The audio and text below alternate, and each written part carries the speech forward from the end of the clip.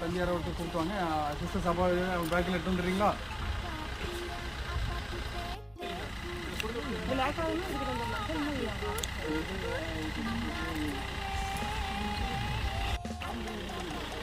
இது என்ன அப்படின்னு தெரியுதுங்களா? நாவல் பழம்.